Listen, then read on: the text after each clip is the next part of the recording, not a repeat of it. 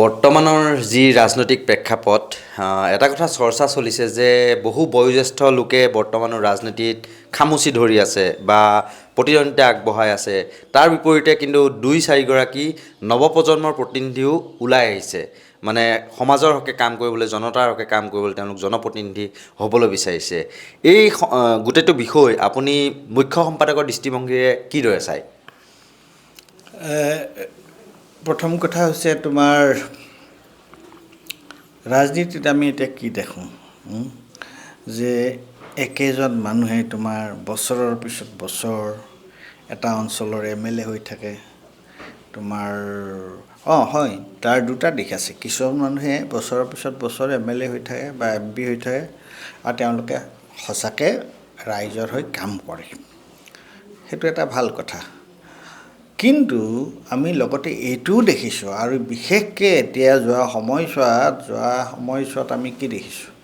যোৱা সময়ছোৱাত আমি দেখিছোঁ যে ৰাজনীতিক হ'বলৈ হ'লে তেওঁৰ সাংঘাতিক টকা পইচা থাকিব লাগিব, তোমাৰ আৰু মানে বহুত অপৰাধীও ৰাজনীতিলৈ আহিছে। আৰু তাৰ বিপৰীতে তোমাৰ 2-1 অতি মানে নতুন মুখ, ডেকা ল'ৰা ছোৱালী তেওঁলোকো আহিছে। আৰু কোনোবা এইটো প্ৰশ্ন কৰিছে যে ডেকা ল'ৰা ছোৱালীগৰাকীয়ে যদি ৰাজনীতিৰ লগত কোনো সম্পৰ্ক নথকা মানুহে ৰাজনীতিলৈ আহি কি কৰিব তেওঁলোকে? এই ধৰণৰ প্ৰশ্ন হৈছেনে? তোমাৰ মনতো সেইটোৱে প্ৰশ্ন সুধিব বিচাৰিছা তুমি মোক, হয়নে? সেইটো গ'লোহেঁতেন, মই প্ৰথমতে সেইটো আপোনাক সুধি ল'লোঁ। মই দ্বিতীয়তে সুধিছোঁ, মানে এতিয়া ধৰি লওক কোৱা হয় যে কোনো অভিজ্ঞতা নাই, ৰাজনীতি পথাৰত কোনোদিন ভৰি দি পোৱা নাই, কোনো দলত মানে যোগদান নকৰাকৈও একাংশই মানে টিকট লাভ কৰা বুলি এটা চৰ্চা চলিছে। কি সমাজ সেৱা কৰিব তেওঁ বা কি তেনেকুৱা ধৰণৰ চৰ্চা চলিছে। এই সন্দৰ্ভত আপুনি কি ক'ব বিচাৰে? মই এই সন্দৰ্ভত এটা কথা কওঁ, চোৱা, আমাৰ ভাৰতবৰ্ষৰ ৰাজনীতিত লগত ভাৰতৰ স্বাধীনতা সংগ্ৰামৰ, ভাৰতৰ স্বাধীনতা আন্দোলন জড়িত হৈ আছে। তোমাৰ মতিলাল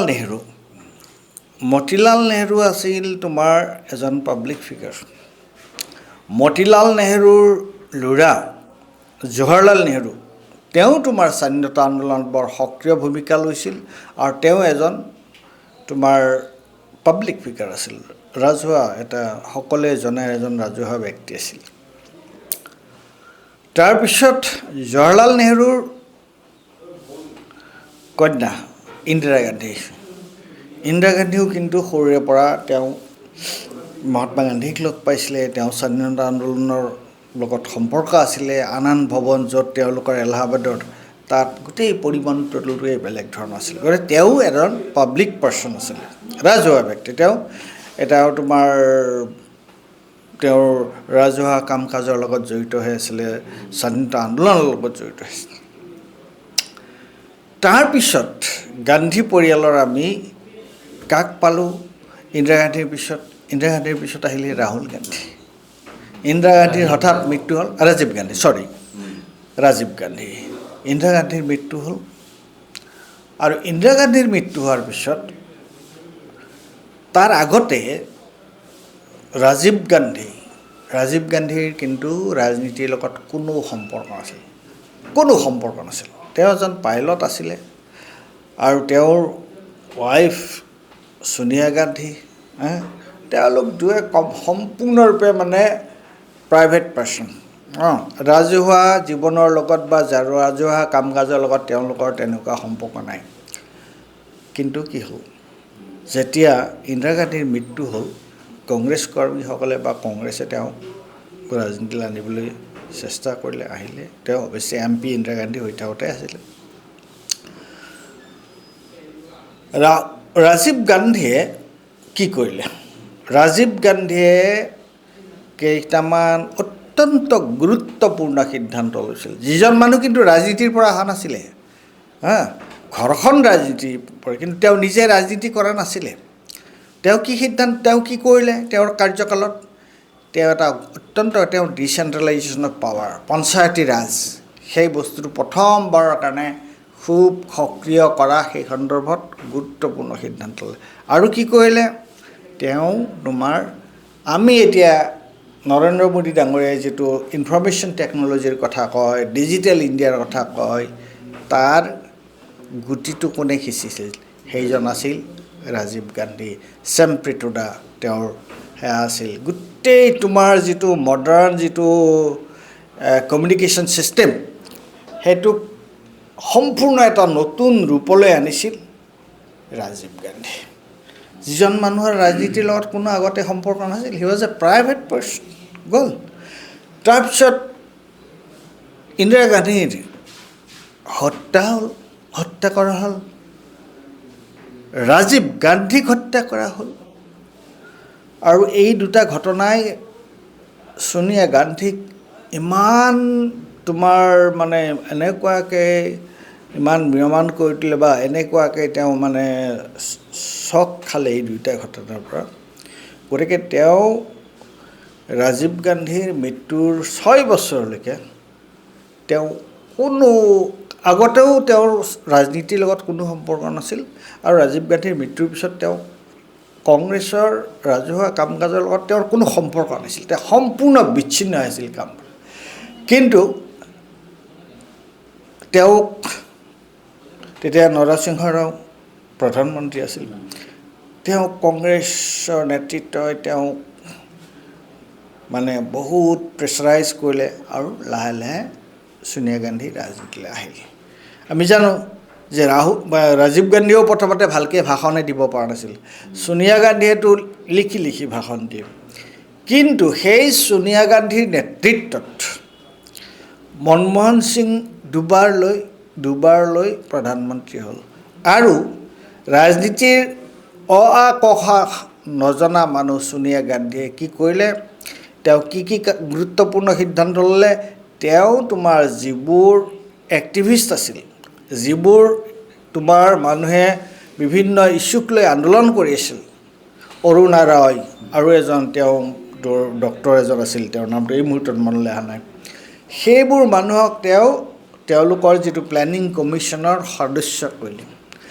আৰু তাৰপিছত কি সিদ্ধান্ত ল'লে তেওঁলোকে তেওঁৰ নেতৃত্বত কি কাম হ'ল যে মহাত্মা গান্ধী তোমাৰ ৰুৰেল এমপ্লয়মেণ্ট যোজনা হয়নে এনৰেগা আৰু সেইটোৱে সমগ্ৰ ভাৰতবৰ্ষত তোমাৰ ৰুৰেল যিটো সমাজখনৰ এটা বেলেগ ধৰণৰ পৰিৱৰ্তন আনিলে 2 নম্বৰ কি কৰিলে যে তোমাৰ ৰাইট টু ইনফৰমেশ্যন যে প্ৰশাসন যাতে স্বচ্ছ হয় সেই বস্তুটো কাৰ নেতৃত্বত হ'ল সেই বস্তুটোৰ সোনিয়া গান্ধীৰ নেতৃত্বত চলা সম্পৰ্ক আৰু কি আনিলে যে ৰাইট টু এডুকেশ্যন গতিকে যিবোৰ মানুহৰ তোমাৰ পলিটিক্সৰ লগত কোনো সম্পৰ্ক নাই সেইবোৰ মানুহে কি ধৰণৰ কৰিলে সেইকাৰণে মই এতিয়া কৈছোঁ যে যিবোৰ নৱপ্ৰজন্মৰ যিবোৰ ল'ৰা ছোৱালী যি ৰাজনীতিলৈ আহিছে তেওঁলোক কিন্তু সৎ হ'ব লাগিব আৰু ইণ্টেলিজেণ্ট যদি হয় এজন মানুহ যদি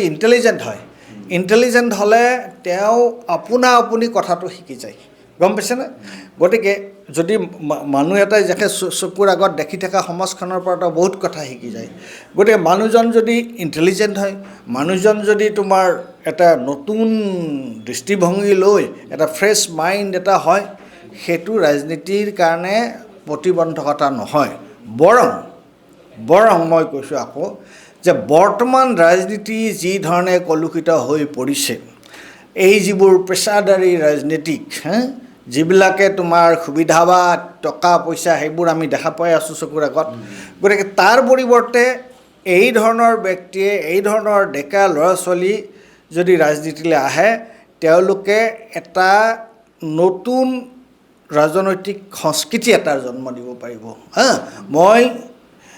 মই এতিয়া যিসকল আহিছে তেওঁলোকক মই তোমাৰ ৰাজীৱ গান্ধী সোনিয়া গান্ধীৰ লগত মই তুলনা কৰিব খোজা নাই কিন্তু প্ৰত্যেকজন মানুহে বেলেগ আৰু প্ৰত্যেকজন মানুহৰ মাজতে প্ৰতিভা কিবা নহয় কিবা এটা প্ৰতিভা লুকাই থাকে গতিকে এনেকুৱা কোনো কথা নাই যে তোমাৰ এজন মানে একেবাৰে প্ৰবীণ ৰাজনীতিজ্ঞ হ'ব লাগিব আৰু প্ৰবীণ ৰাজনীতিজ্ঞসকলে আমাৰ সমাজত কি কৰিছে আমি দেখাই পাইছোঁ তেওঁলোকে নিজে ক্ষমতাত নিজৰ কাৰণে ক্ষমতা আৰু ধন পইচা ধন দৌলত গোটোৱাৰ বাহিৰে অন্য কি আমি দেখা পাইছোঁ?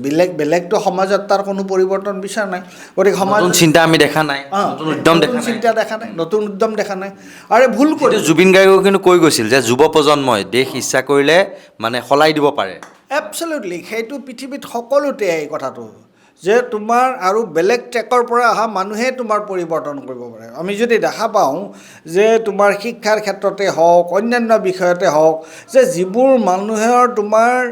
যিবোৰ মানুহ সেই ফিল্ডৰ পৰা নাহে, অথচ তেওঁলোকৰ ভিতৰত কিবা এটা থাকে, কৰাৰ আগ্ৰহ এটা থাকে, বুজাৰ আগ্ৰহ। তুমি হেৰিৰ কথা কোৱা, ষ্টিভ জবছ, এপল কোম্পানীৰ এপলৰ যিজন মানুহ মানে এপলক জন্ম দিছিল, ষ্টিভ জবছ কি সাংঘাতিক স্কুল আদি হেৰি কৰি পেলাই আহিছিলে।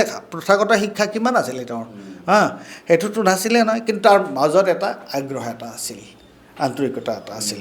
গতিকে এতিয়া যিবোৰ ল'ৰা ছোৱালী খুব মুষ্টিমেয়, আচলতে সেইটোহে দুখৰ কথা যে তোমাৰ অতি কম সংখ্যক মানে তেনেকুৱা ধৰণৰ মানুহ দেখা পাইছোঁ। সেইটো মই ভাবোঁ যে সেই সংখ্যাটো আৰু বেছি হ'ব লাগিছিল। আৰু বেছি হ'লেহে আমাৰ ৰাজনীতিত কিবা এটা গুণগত পৰিৱৰ্তন আহিব। গতিকে আমি ৰাজনীতিত নতুন মুখ লাগে, ফ্ৰেছ আইডিয়াছ থকা মানুহ লাগে, আৰু এই প্ৰচলিত ৰাজনৈতিক ব্যৱস্থাটোৰ বাহিৰৰ মানুহ হ'লেহে আমি ৰাজনীতিত কিবা এটা পৰিৱৰ্তন সম্ভৱ হ'ব বুলি ভাবিব পাৰোঁ।